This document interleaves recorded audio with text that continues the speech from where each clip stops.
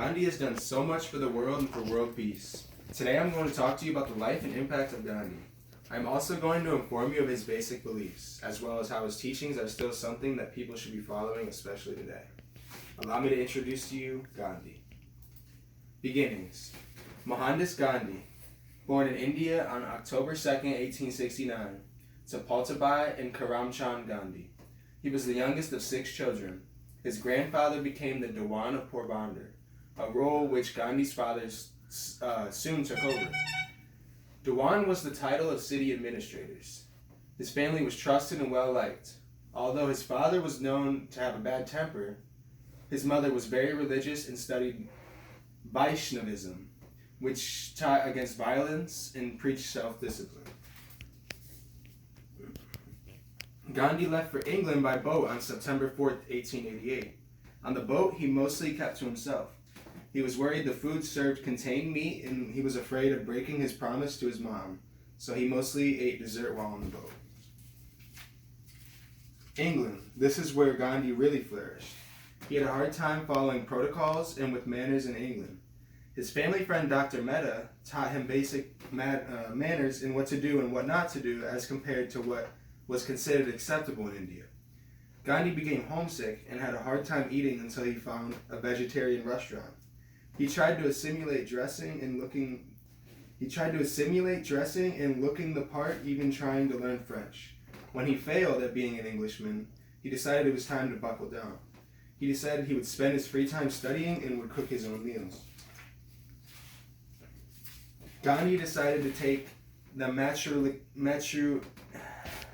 matriculation exam, or the college entry exam.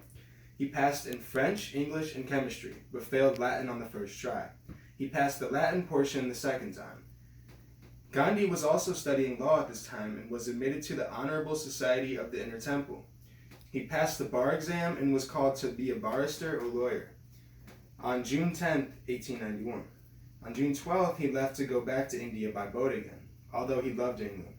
Once back in India, Gandhi found out that his mother had unfortunately died. South Africa.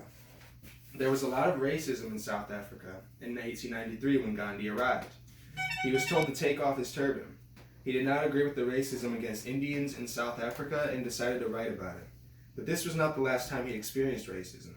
He was also kicked off a train because he refused to move cabins when a white man tried to have him move to another cabin just because of the color of his skin. He was not given a room in Johannesburg due to the color of his skin. Gandhi decided to call a meeting of the Indians in Pretoria. He stated that there was too much divide and that the way they were being treated was unacceptable. These meetings became a regular thing.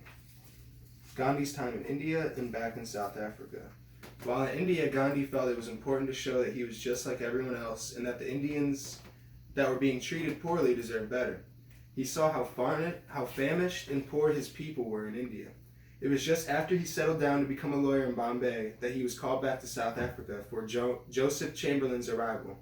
Segregation was worse in South Africa now more than ever. A colored person had to buy a pass to enter certain areas. He soon realized that this meant he wouldn't get to leave. He set up shop in Johannesburg, but really didn't enjoy law as much as he had previously. He liked to help people. Gandhi is now becoming more famous. He was very recognizable in South Africa, there were rumblings about how Gandhi was issuing propaganda against the white people of South Africa. This was obviously not true, but these people were angry and figuring out what to do about it. They even formed an angry mob to wait for his ship to arrive back to India. The angry mob attacked him with bricks, rocks, and rotten food. The wife of the superintendent of the police was the one that protected him from being hit. He was very calm and did not retaliate. The mob tried to burn down the house he was staying in. The Secretary of State for the colonies in London told the Natal government to charge every man that had attacked Gandhi. The Natal government also apologized. After continuing work in South Africa and aiding the British front of the Boer War, Gandhi decided it was time to return home to India, but he promised to return to South Africa if he was needed. Gandhi fought for India to be separated from England. He spearheaded 3 campaigns to get India independence. 1, non-cooperation, 1919 to 1922. 2, civil disobedience, Salt Satyagraha, in 1930 to 1931. 3. Quit India movement from 1940 to 1942. He spent 2 years in jail for going against the movement on these things. He spent his time furthering his education and bettering his life. Gandhi promised further civil disobedience if the British government did not comply and grant independence. After further peacefully fighting, the government in India finally became independent.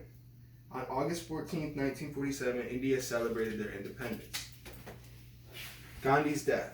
Unfortunately, Gandhi did not get to experience independence for long. He was killed on January 30th, 1948. He was shot 3 times by Nathuram Godse, a fan that took it upon himself to kill Gandhi. Gandhi had greeted his killer by raising his arms as if to say welcome. Godse tried and failed to kill himself, but was tried for murder and was hanged for his crime. Nearly 1 million people came to see Gandhi's body, showing what a truly powerful man he really was. Even in death, Gandhi was still peaceful. No matter what happened to him, he was always looking for the bright side. In the introduction I mentioned, many people use a Gandhi quote here and there. I stated that, like it was a bad thing, which is not necessarily, it is good to keep Mahatma Gandhi's name alive and keep people wondering about him.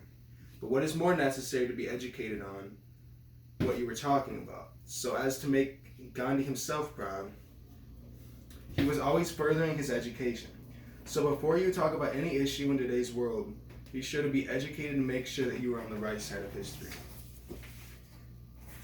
Gandhi was a man that no matter what life threw his way, he always handled it with poise and grace. He never resorted to getting mean or evil or hurting others physically. He kept his promises to his mother and his faith to be nonviolent and showed self-discipline always.